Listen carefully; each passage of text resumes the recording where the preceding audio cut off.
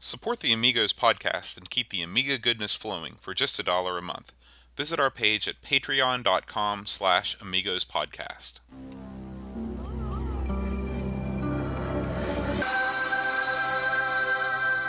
Amiga, the first personal computer that gives you a creative edge.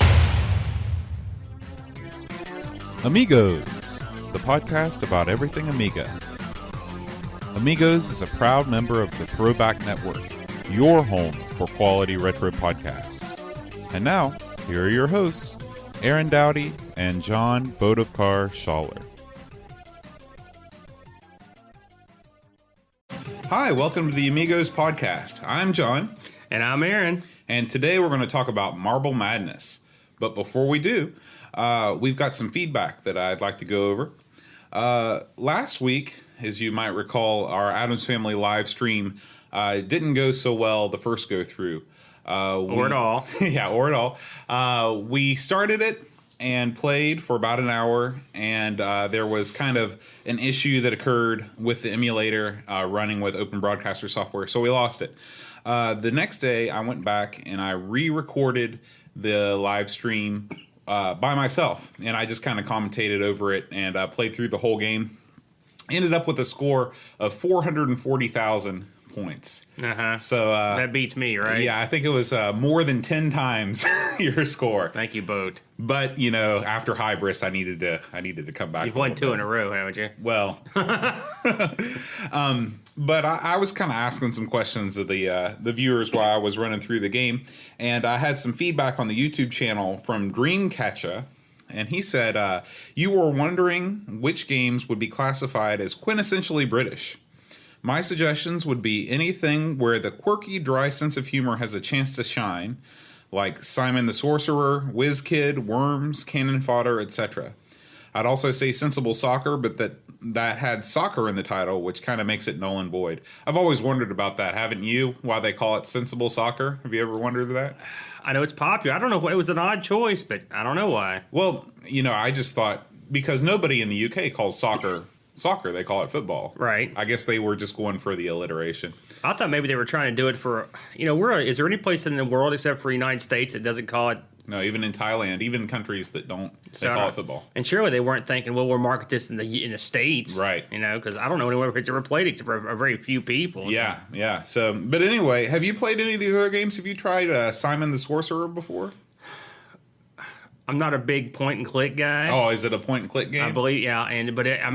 It's always gotten good reviews. Mm-hmm. What were the other ones I played? I love Worms, obviously. What was the other one? Was it Whizball? Whiz Kid. Whiz Kid.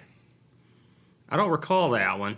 And the Cannon Fodder is very good. Yeah. I played a little Cannon Fodder. But some of those titles will definitely be on our to-play list for the future. Oh yeah, we're going to dip our toe into the RPG pool at some point. Right. So that was some feedback, and we got some other great comments. We had another comment about the Amiga Basic that I didn't write down, but it was interesting, and I guess it was a French program, so that explains why it wasn't so big here necessarily in the United States. Moving on to the news, the Amiga 1200 mold project. Remember how we've been tracking that? Yeah. Well, I've got some bad news. Oh no, what happened? It did not get funded. Really? Kickstarter, yeah. How close did it get? 77,000 of 125,000 euros pledged. 125 is a lot. Yeah. I mean, I can understand why. Maybe they can retool it and come back. Mm-hmm. Because that's not bad. 77 large. No, there's definitely a market for people that were interested in it. Sure. If I'd had the money, I would like to get mine set up that way. It's just, I don't know what it costs to get in on it. I looked at it, but I can't remember. It's been so long since I looked at it. But 125, that's a lot of money for something like that. Now, I think we might have talked about this before, but does your 1200 have that LCD screen? Those were an add-on. Right. Yeah. But yours didn't get that. I'm not that fancy. Okay. When did those start appearing? I mean, is that kind of an older mod? I first started seeing them a couple years ago. There you could buy kits to do that stuff. And I can see even the reason for it. I mean, it's not just, I've seen kits to do that on like the Xbox, for example. You can put an LCD screen on it. But it seems sort of pointless there. On the Amiga, there's a point to it. Me personally, I never had the bucks to do it. I really just, keep mine fairly stock. I haven't fooled with it. But I mean, the case that on, I could definitely see a reason to go that route. So hopefully, like you said, they'll retool and put that back up there. I'd say with that amount of response, I'd say they'll get some action. Yeah, yeah. Another Kickstarter Amiga thing that I saw was it's called Best of Amiga Demo Scene Music. Now, were you big into the Amiga demo scene back in the day? Absolutely not. However, as I've gotten older, I went back and explored some of the stuff. I would see demos occasionally, and back in the day, and I even grabbed a few now and again, and they were cool. But a lot of the ones I would get was Schwartz animation stuff, little demos. But I mean, the musical demos and stuff, and some of them I've went back and watched on YouTube or loaded up on my 1200, and they're remarkable. They still hold up. And the demo scene was huge on the Amiga, probably bigger on any other machine ever. They still do the contest every year, real big in Europe. And I've seen some pretty awesome stuff, and it's small. A lot of times it's so small, it's amazing what they can do.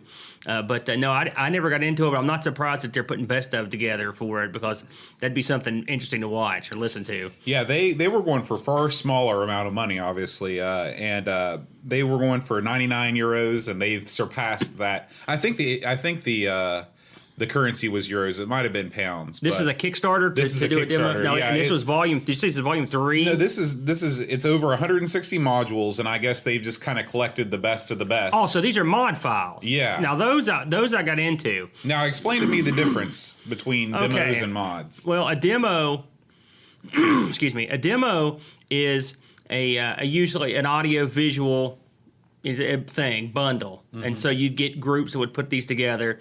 And what they would do is stretch the Amiga to its limits in terms of what it could do visually. They would always have a rockin' tune with it or something to go along with it that would be really awesome, real cool to watch. I mean, and a lot of it would blow your mind. Mod files, or music. There was a program, I think it was called Med, that you could use to make mod files, and they were just music files. They're sort of like the MP3s of their era, I guess. It's one compact file, and you'd have a player, and you would play the file, and some of them are awesome. I mean, I've probably got 30 or 40 discs of mod files. In fact, I've been spending my time copying them off my disc onto my card, just so I can listen to them. Because if you're into that sort of music, the bit music stuff, they're awesome. I mean, the Amiga is. A lot of people love the Commodore for that, and the Commodore's awesome too. It's whole 9 yards. But the Amiga was really awesome. They were, at the time they were way past state of the art, and they still hold up. They sound great, and I think a disc where how many did you say was going to be on there? Over 160. That'd be awesome. That's a real good idea. Well, I think it's only a couple euros to get in on that scene. So yeah, I had to check that out myself. Yeah, if you're looking to kind of get the best all at one go without having to search through a bunch of ones that might not be as good, it's easy to see why that's already passed. There's one more Kickstarter that I wanted to tell you about because I know about your love of this game. Have you heard about Wings Remastered? I've actually played a reissued version on the PC. Okay, it's awesome, and I hate everything that's remastered. I was incredibly impressed. I love Cinemaware. I love a lot of their games. Wings is one of my all-time favorite Amiga games. One of my all-time favorite games. And the PC version was outstanding. Now, is this a remastered version for the Amiga? No, this might be what you played. It was remastered for the PC in high def with all its original missions, all the dogfight, the story's the same, and all that. About 1,400 backers pledged $91,000 to bring that project. Yeah, this has been, but this was fulfilled a while back, wasn't it? This one? Yeah, this is kind of an older one, but I was browsing through. I was in on this one. Oh, okay. And it's tremendous. I recommend it. Yeah, I recommend. I mean, I played, like I said, we talked about Superfly a couple weeks ago. I saw the demo for that, and I just didn't like it that much. Yeah. I don't like that game as much as Wings. This is a top shelf conversion. They did everything better, and it runs great. It's beautiful, and they didn't change things, and that's the important thing. Wings did not need to be toyed with. it was kept intact. It was upgraded, and it's a beautiful thing. So I fully endorse this one. Go out and get it if you're into wings. It's a must-have. Awesome. Well, that's all the news that we have for this week. I always scour Reddit and the Lemon Amiga forums for news, but if you have any tips on new things that are coming out for the Amiga peripherals or things like that, give us a shout out at Amigos at amigospodcast.com, and I'll put it in the show because we need some more Amiga news. Would you like to comment on this week's episode? Did John and Aaron finally make their first mistake? Leave us a comment at our blog at amigospodcast.com. Next up is the hardware segment. Aaron, what do you have for us this week? Well, since our game this week was going to be a arcade conversion, I thought it might be interesting to look at the reversal. Arcade machines that contained Amiga hardware. And I had heard rumors and whatnot over the years that this ran on Amiga hardware and whatnot, but I was kind of surprised. There were some very inventive companies that used Amiga hardware in the arcades. To what effect, I don't know. I don't know how big of money makers these were. A couple titles you'll have heard of. To go down the list, and this is just, there's no order to these. I just kind of looked around to see what I could find and searched all over and just kind of cobbled together a little something. The first thing I found was if people probably in the UK would be familiar with a company called Mastertronic. I think they were a pretty big deal back in the day. They released a bunch of Amiga games in the arcade that ran on an Amiga 500 motherboard as the main PCV. I looked over just some lists, and I honestly have not played these. I guess they're probably playable and maybe in MAME. Some of these I have played the game, but not necessarily this version of the game. From what I could find, it looks like Mastertronic or Arcadia released quite a few games. I'll go run down a list here. These all look like they're somewhere between 86 and 88, all right, which would be about right. Right. You had, and most of these are pretty simple, air hockey, blast a bowl or blast a ball, that one's in question, ninja mission, pool, 180 darts, Sidewinder. Now, Sidewinder, I've played the game on the Amiga, and I always thought that was a port from another arcade game. Maybe it was backwards. I don't know. Space Ranger, Sports Time Bowling, Xenon. Xenon's another game I'd played before. Again, it's odd to think that this was in an arcade, but there was on the list a game called ARG. Another one, Leaderboard Golf. That surprised me from Access Software. Yeah, I played that on the PC. There's an Amiga version, and I guess they had an arcade version as well. Interesting. Magic Johnson's Fast Break. Which that got ported to a lot. Never of liked that, but it wasn't as good as one-on-one for sure. No. It was more modern, but Road Wars and Rockford, another one I've played. There's probably some more. They probably re-released some of these things under different names. I found several different threads talking about this and looked around, but it's hard to nail some of this down because it's sort of obscure. The next thing I found, and this I'd actually had seen in an arcade, there was an arcade system called Virtuality. All right, Virtuality was it was just sort of it's kind of hard to explain. It was a gaming system that the gimmick was it was a virtual reality type deal. Oh, so this is the original coming of virtual reality in the 80s, where you had kind of a small roped off area with a big set of goggles, and you paid so much for 10 minutes or something. I think so.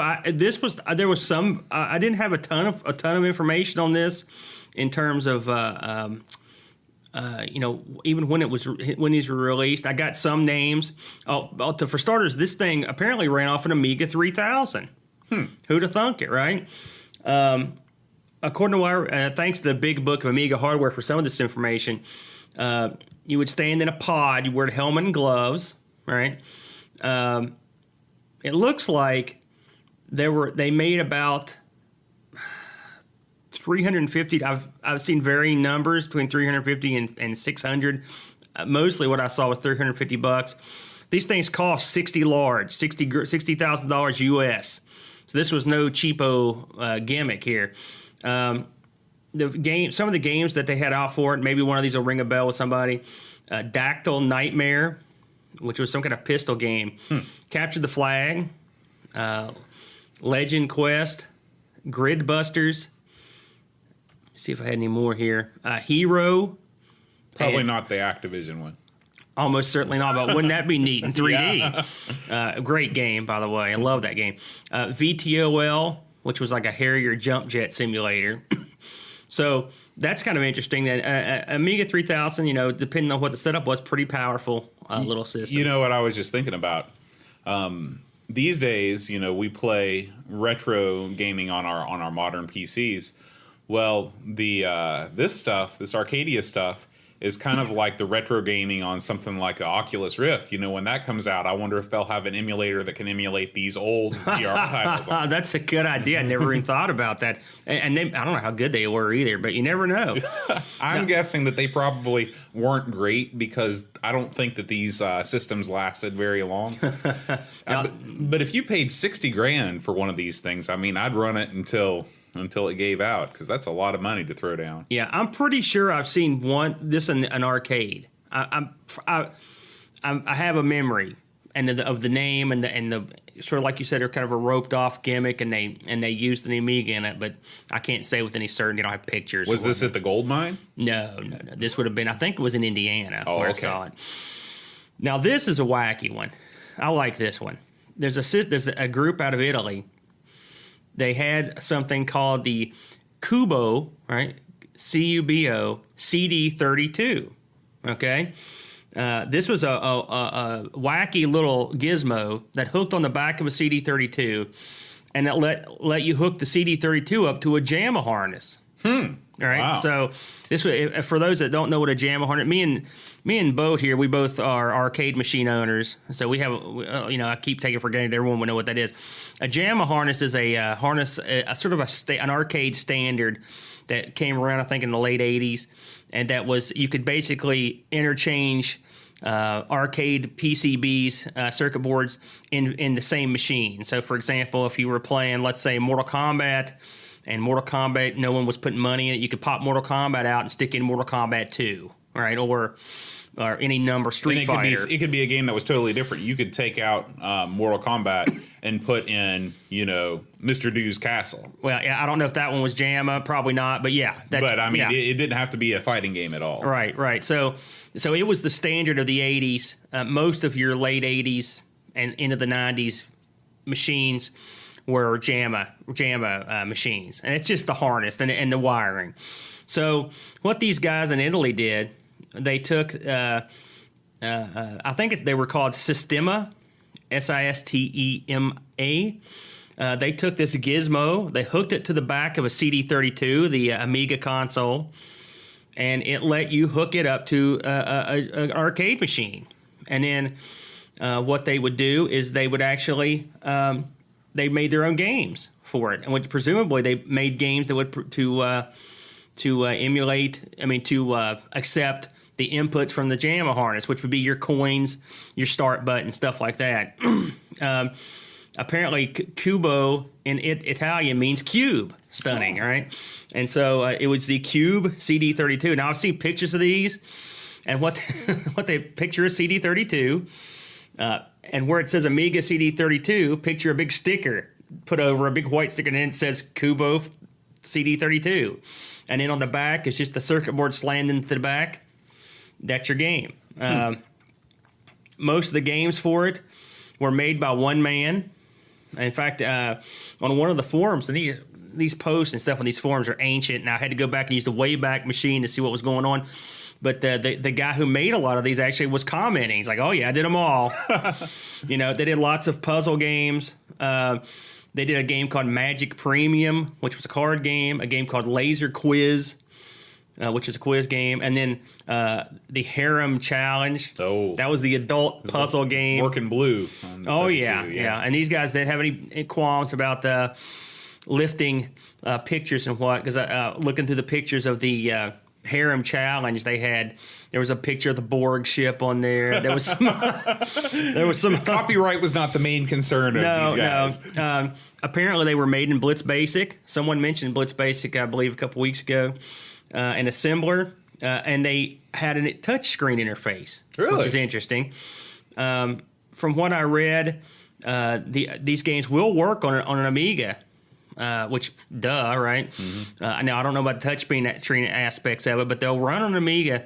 And from what I read, or what I was able to glean, eventually they moved away from the CD32 and back to the 1200 because they couldn't get sufficient quantities of the CD32. But they ran this for quite a while. So I thought that was kind of neat. Something you want to look into. It's funny. It's kind of funny to see.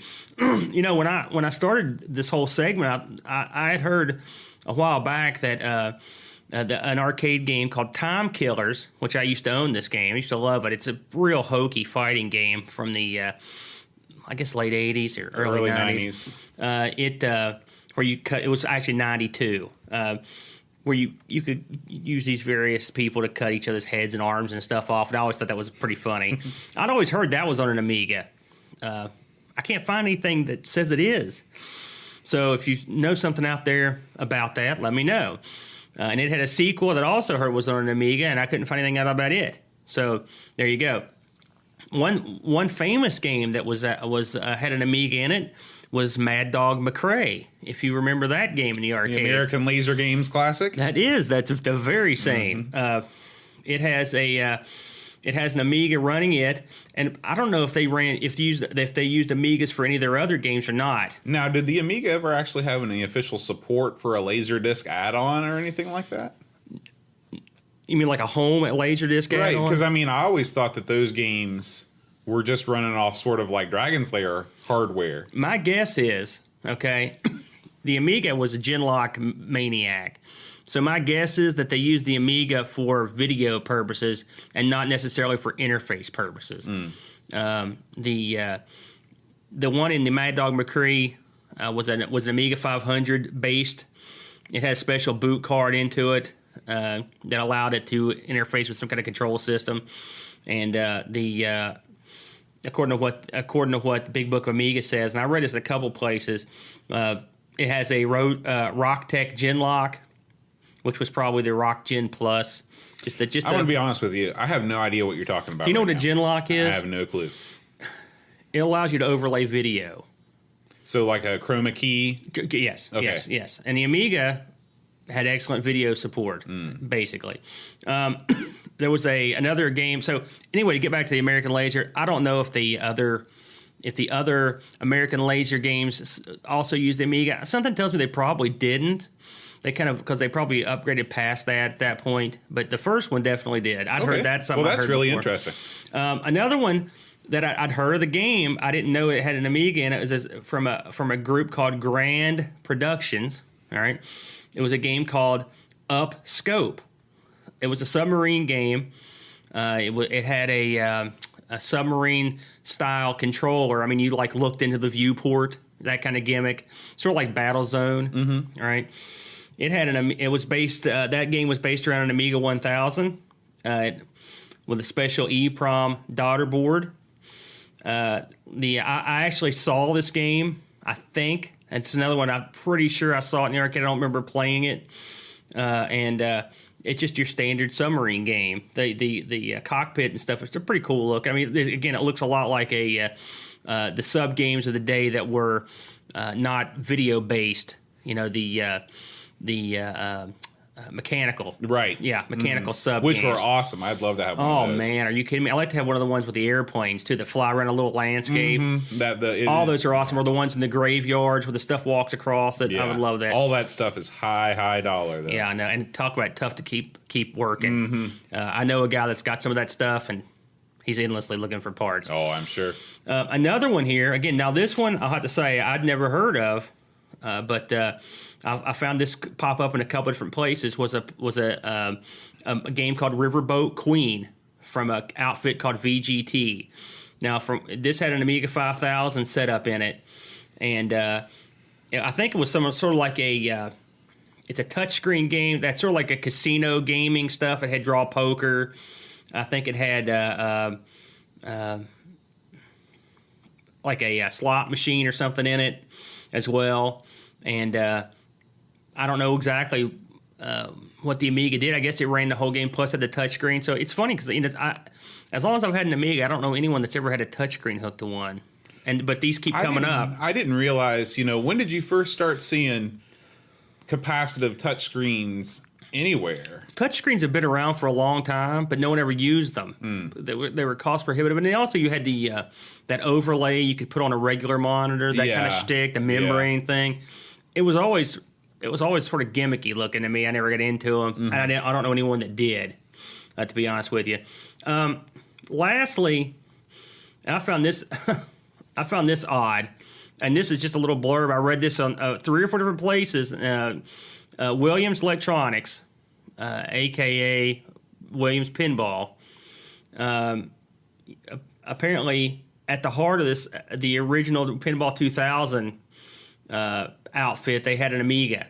You remember Pinball 2000 from the Battle to Save Pinball or whatever which didn't work. Was the Star Wars Episode 1 an Attack from Mars? Right, correct.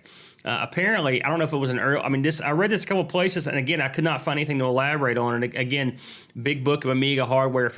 I see it at other places, I'm a little weary. But if it's confirmed on there, I'm okay with it because I know those guys are solid. Right. And it was listed on there as well. They don't have very little information, but like I said a couple episodes ago, me and Bode are both pinball owners, so I kind of like the idea that there was an Amiga stuck in a pinball machine at some point. Oh yeah, that's fantastic to get the video up and running on it. But if anyone else knows of any Amiga games, I'm sure I've missed some. Because I'm telling you, there were a couple games I'd always heard ran on Amiga hardware, but I just couldn't find anything else about them. So if there's one out there that you know about, man, drop us a comment. I would love to know more. Yeah, especially, again, we appeal to those listeners that are not in the United States that might have run into some games, maybe games that weren't even in English, but were running on Amiga hardware. We'd love to hear about them. And if you know anyone or you have a Kubo CD32 interface, or even have one for sale, touch me up because that's so wacky. I've had that became more commonplace. I bet Amiga was one of the first systems to ever do that because that became more commonplace. Well, I guess the NES did it. They had the NES and the Super NES had those sort of, but those weren't an interface that come right out of an NES. Oh yeah, like if you talk about like the Play Choice, that wasn't like a normal stock Nintendo with some wires hanging out. I mean, if you think about it, the Xbox has those. The Dreamcast has. The Dreamcast had a similar situation with it, and you could get them on eBay. You could go and get those things, but that's got to be oddball. Mm-hmm. I bet though, something like that. Someone probably thought about the same thing for the Atari or the ColecoVision or something. Well, I want to say like in South America somewhere. There were Genesis machines that ran on quarters. In fact, I think that there are. And I remember reading about a Super Nintendo arcade machine, basically that ran on quarters. That was kind of similar to what you'd find in like hotel rooms. Those janky like N64 controllers coming out of the TV. That sort of a deal. But the Amiga was definitely the earliest machine that I've heard about doing that sort of thing. It'd be awesome to see. So if anyone's got one of us, just played one. If we have any Italian listeners, I don't know if we do. But if anyone has seen one of those, I'd love to hear more about it. Are you enjoying the Amigos podcast? If so, please take a moment to write us a review on iTunes. iTunes is how most people discover podcasts, and by writing a review, you'll help us get to the top of the retro gaming and computing section. Thanks. All right. This week's game of the week is Marble Madness. Marble Madness was originally an arcade video game designed by Mark Cerny and published by Atari Games in 1984. And Mark was inspired by mini golf, a couple other real world things to design this game. But it was really the first of its kind, at least in the arcades, where you're using a trackball to control an on-screen marble through 6 obstacle field courses, and you've got to complete them within a time limit. So one of the unique things about Marble Madness compared with a lot of games that were coming out at this time is that you're not limited by number of lives. You know, in most games you start out with 3 lives, and if you lose them all, then you're dead. This is all, I guess it's similar to a racing game in that regard. You know, I was thinking about how strange a game it is, because effectively your enemy is the control. Yeah. Right. Yep. And then the occasional enemies that crop up. But if you told someone, "Hey, listen, I'm going to make a game," and the number one enemy of the people playing the game are the interface, I could see the guys would be like, "Get this out of here!" Right. You know, it's interesting because Marble Madness was Atari's first game to use the Atari System 1 hardware. Right. And I think I remember reading in some book I've read in the past about video game history that Atari had this push on the System 1 hardware where every single game had to be different than anything else that was on the market at the time. And that's how you ended up with games like Paperboy, you know, games that were not just, you know, space shoot 'em ups, you know, or platformers or stuff like that. And I was thinking about how different is that than the gaming culture of today, where as soon as there's a hit, everybody just rushes out to copy it. That's true. You know, I used to own a System 1 Atari game, which was Road Blasters, and my ultimate goal was to get a Marble Madness, the kit for the System 1. The System 1 was a pretty handy little board. It had a lot of good games that came out of it. But the kits I'll tell you, you can get Road Blasters all day, but man, getting Marble Madness, people hold on to those like grim death. But they were a huge board too. If anyone's ever had access to one of these old Atari System 1 games, I think most of the games on there were, you had Road Blasters, I remember that, Road Runner was one, Marble Madness, Indiana Jones, and The Last Crusade, if you remember that. Now, one. was Paperboy a System 1 game, or am I just making that up? I thought that it was. Paperboy was not. Oh, okay. It was not. What about Kangaroo? No, Kangaroo's real old. No, Is that older than System 1? Oh yeah. Okay. I think the Asteroids, like they had a version of Asteroids for it. I think they had for System 1. Yeah, believe it or not, it was a prototype. I'm looking on a list here, and it was a prototype. I never saw it now, but I know the ROMs exist. But the big games you would have seen on it were Indiana Jones and Temple of Doom. Marble Madness was the biggest hit. Road Blasters is probably second, and then you've got your Indiana Jones. Then there was a game called Peter Pack Rat. I've never seen that one. I've never played that. So I guess it wasn't a big seller. A game that, and then of course they had Road Runner, which I saw that game and I thought the graphics were awesome, but it wasn't very good. I played the NES port, and they ported that, huh? Yeah, and who'd have thunk it? it's not a bad game. It's definitely a different sort of game, but I don't know if it's anything like the arcade port. Marble Madness is one of the first games to use true stereo sound. Previous games either used mono sound or they'd simulate stereo. And you can tell that they put a lot of thought into the music, because the music for Marble Madness is some of the best music, I think, of any game of all time. I love it. Not only is it outstanding, but it fits the quirky sort of world of the Marble Madness universe. Right. It's got such a thing the whole game kind of has this MC Escher kind of feel to it. Yeah, and it's such a weird game that, you know, by the way, Paperboy was a System 2. Oh, okay. But it's such a weird game that a conventional soundtrack would not work. You've got to have something wacky. And and the thing is, it's wacky, but it's not. It doesn't sound like it's being wacky just to be wacky. I mean, someone composed these beautiful little ditties that go along with each level, and they're just tremendous. I agree with you. The music was great in the arcade, and it's great on the Amiga as well. Yeah. Now, Marble Madness was very commercially successful. It was ported to pretty much every platform. I don't think that the first generation of home consoles got it, because by the time it came out, they were still making Atari, 2600 games in 1984, but it had fallen off. But there was an NES port. I'm sure that it came out for the Genesis. All of the Game Boys had a Marble Madness port. The Amiga, of course. I don't know. Did you ever play this game on the C64? I'm sure that it came out for I it. didn't play it on. Like I said, I wasn't a big C64 guy. I had a clone of this on the Coco. Oh, okay. Believe it or not, and it was a pretty solid clone. It was something that got cloned a lot, and still, I remember a game that was out probably in the late '90s called Hamster Ball, and it was exact same thing. There were plenty of in fact, tributes or whatever. when I bought my first Mac, my first iBook back in the early 2000s, it came with a game called Marble Blast Ultra Gold or something like that. Wow, that sounds impressive. Yeah, and it was a Marble Madness clone. And of course, probably the most famous contemporary Marble Madness-like game is Super Monkey Ball, which is a direct kind of successor. Yeah, I can see the similarities. Yeah, obviously. Now, there was a sequel developed and planned for release in 1991, but the ship had kind of sailed on those sorts of games by that point. I guess Street Fighter II had already come out, and location testing just showed that the game couldn't compete with some of the more modern titles, which is a shame because I'm sure it would have been fantastic. It's funny. I hear about this sequel all the time. I've never gotten to play it, and there's a reason. The prototype is owned by, I believe, a guy that's out in California, and he won't release the ROMs under any he will not release the ROMs to the public.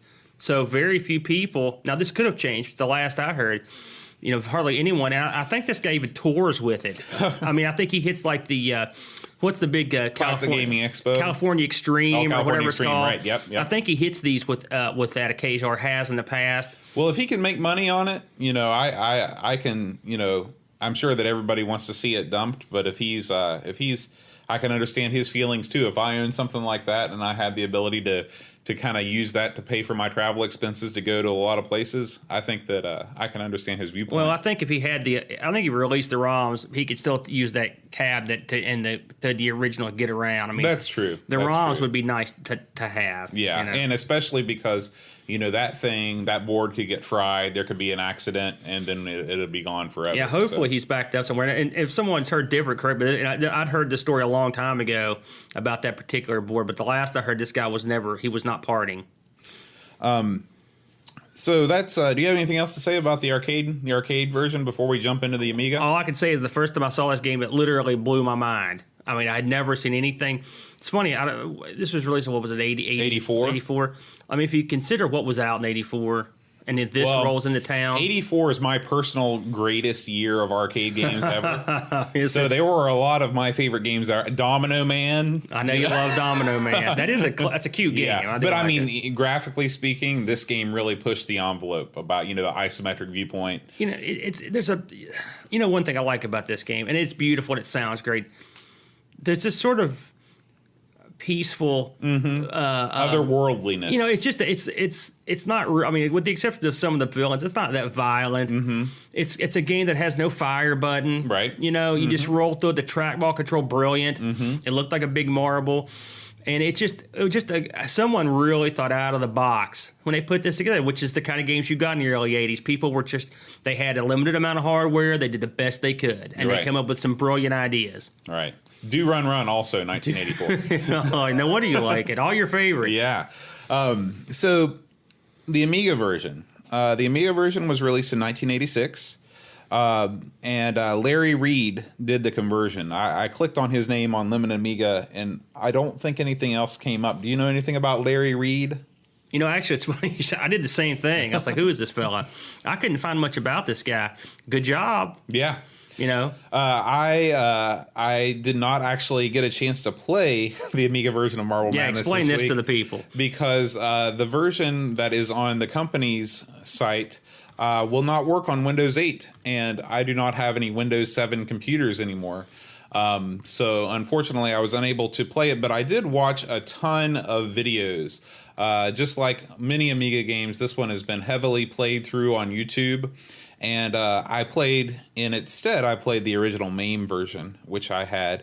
I think it's pretty close to the arcade port. The only big difference is that you immediately see is that the score and the timer are displayed in it reminded me about, on programming for the Atari 8-bits, there's different graphics modes, and there's one where it takes off the first, couple rows of pixels so you can display score and text. It is it's very Atari computer-like, the way it is. It's spread. There's no laying it over the background, it's the big white bar, or gray or whatever. So, I mean, they had to make that concession. The music is the same tunes as the arcade version, but it's way slowed down. And just that synth sound, that gorgeous kind of soft pad effect on the arcade version is not there. The music's a little bit more jarring on the Amiga version, but like I said, the biggest deal is that it's slowed down quite a bit, and we run into the same deal where some of the channels used for the sound effects are also used in the soundtrack. So sometimes the music will stop when you run into, the black ball of doom and all that stuff. What did you think of? And of course, when I got with Boat here, I showed him the original here. What did you think of the interface menu there? I like it. I think it's different than the arcade. It looks very 80s. When I look at the interface menu that comes up, and also with the scoring, everything about this game looks really old until you actually. But the game is great. Right. That's the funny thing about it. So it reminds me a lot of an Atari computer title. It just happens to look incredible. Right. Like if you saw this on the Atari 400, you'd be like, "Whoa, holy smokes!" They did not spend much time on the menu. Now I was telling Bo I like to use the mouse on this. I also have a trackball, a Wicco trackball, so trackball me up. But I can use the keyboard as well and a joystick. I mean, the good thing is they'll let you use whatever you want, and it's. I will say the interface is straightforward, but it's not attractive in any way. This is a really early Amiga game too. I mean, this was released in '86. It does, and it runs on the OCS, which is that's one of the reasons I picked it, because we hadn't really done a real extremely old game. A lot of those we were doing was later.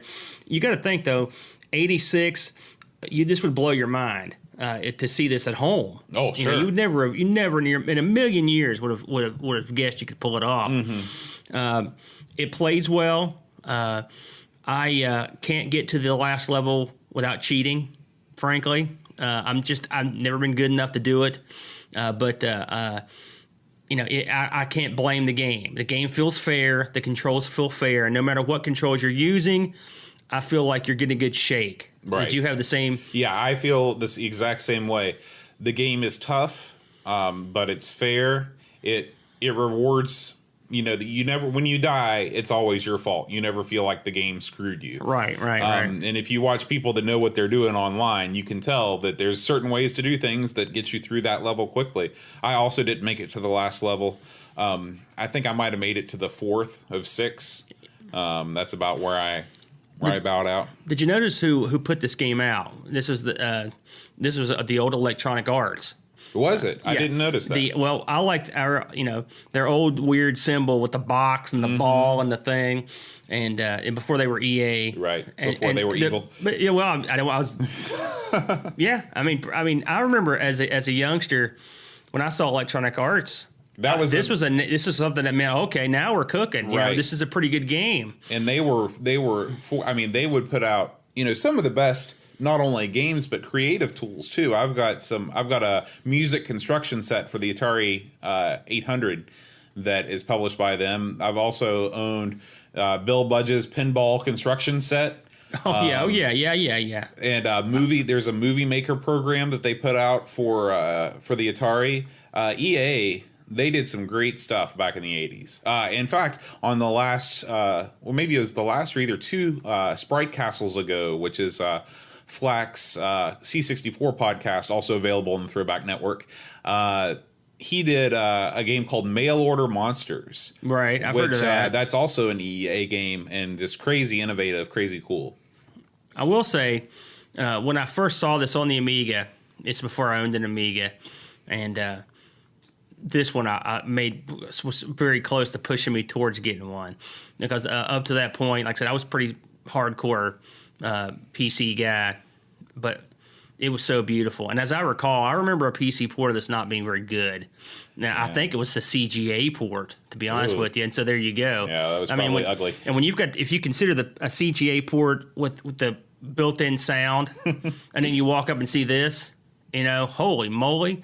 You know, I mean, back in those days, a lot of PCs didn't even have mice. They didn't need them. And you really, I mean, unless you're running stuff on a 311 or, geez, I'm not sure when 311 was out. Was it out in 86? I guess it was. No, Was it? 311 wasn't out until 1990. Was it that long? Yeah. So a lot of people, I know, I don't think I had a mouse at that point. No, I don't think PC. anybody, you know, very, very few people, PC people, had mice at that It's point. funny to think about, really, how we moved into something. It took a while for the PC to get where the Amiga was. I mean, at least 7 years beforehand. Yeah. I mean, full stereo sound with the mice, the beautiful graphics. It's, you know. It really took until Windows 95. How the hell did we lose? I can't figure this out. Well, I know how, but that's for another time. Right. It had nothing to do with the hardware, that's for sure. So that is, now I did read one review that I thought was interesting. Editors for Computer Gaming World stated that the Amiga version was superior to the arcade original. Now, I don't know what they were thinking, to be honest with you, because as great as the Amiga version is, it's free. It's, you know, you can play it as many times as you want, so it doesn't take any quarters, so that's great. But, you know, if there's a nuance that makes it better than the arcade version, I didn't notice it. But it is very, very good. It's very good. It's probably, up to that point, maybe the closest arcade port that had been released for the Amiga. I mean, can you think of any arcade ports up to 1986 that were better? Oh boy, that's a broad question. I'd have to look it up and ponder because I'm not good with dates. Because the Amiga had so many arcade ports that one doesn't spring to mind right off the top of my head. But I mean, it was awful good. I mean, like you're right. That was so early in the run. It may have been the best one up to that point. Maybe one of the few. I'd have to look. I just don't know. But it was awful good. Yeah. Well, that's all I've got on Marble Madness. Is there anything else you want to add? I think that sums it up. Great game, a lot of fun, and has aged well. You can pick it up right now, stick it in your Amiga, and fire it up, and it'll play just fine. Awesome. So, what was your score? Or do you want me to go first this week? I'll go first. Okay. Mine was 22,630. Okay. Well, mine was 28,050. So close. So very close. I only did that well one time, and then my second place score was around where yours was. So. It's that level's tough to get through. It's the one with the vacuums that come up. Yep. Those vacuums are brutal. Yeah. They were brutal in the arcade too. You know, I will say that the obstacles that were in the arcade that were troublesome, they did a good job. They're exactly the same. Yeah. You don't skim by them in this either. They're just as hold difficult. Your hand. Yeah. A lot of the ports for home systems were just flat out easier. You know, a lot of the ports that came to the Atari computers or the 2600, the Tapper for the 2600, I always think about as being the ultimate in easy games, you know, compared to the arcade machine. But in the Amiga version of Marble Madness, it is just as hard for sure. Now, before you sum it up here, Mr. Boat, since I picked Marble Madness last week, have you thought of a game for us for next week? Well, I thought next week we could start a special series, and this will be kind of, you know, we won't make this a weekly thing, but maybe every couple weeks we'll add another installment of pinball games. Ah, yes. I think that's a fine idea. And now, you being the pinball Amiga software expert, I will let you choose the first title. Well, I think next week we will. We could probably run this as a 3-week deal. I think we could run through them all in 3 weeks. So maybe we'll just do like a part 1, a part 2, and a part 3. We maybe do, say, 2 or 3 programs each week. Okay. And I think we can get through them. The Amiga had so many good pinball programs. I mean, so many were, cutting edge. And of course, we both have pinball machines. We're both pinball aficionados, so it should be a lot of fun. I remember some of and a lot of them got ported to other consoles ad nauseum. A lot of consoles. So it'll be fun to take a look back. So if you're in the pinball and the Amiga, the next 3 weeks should be a lot of fun. All right. Well, that's all we have for you this week. Until next time, Adios.